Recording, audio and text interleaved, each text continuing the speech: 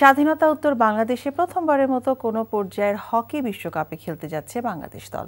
গণমাধ্যমের মুখোমুখি হয়ে বাংলাদেশ অনূর্ধ্ব ২১ দলের ডাচ কোচ সিগফ্রাইড আইকম্যান বললেন, অস্ট্রেলিয়া ফ্রান্সের মতো দলকেও চমকে দেওয়ার সামর্থ্য রাখেন তার শিষ্যরা।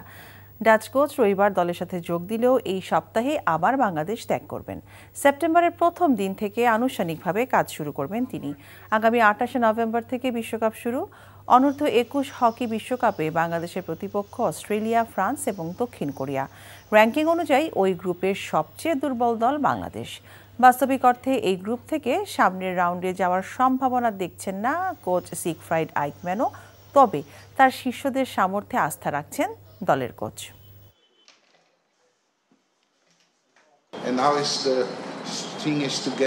অস্ট্রেলিয়া ও ফ্রান্স বিশ্বমানের দল, তাদের এই পর্যায়ে ফাইনাল খেলা ও চ্যাম্পিয়ন হওয়ার কৃতিত্ব রয়েছে।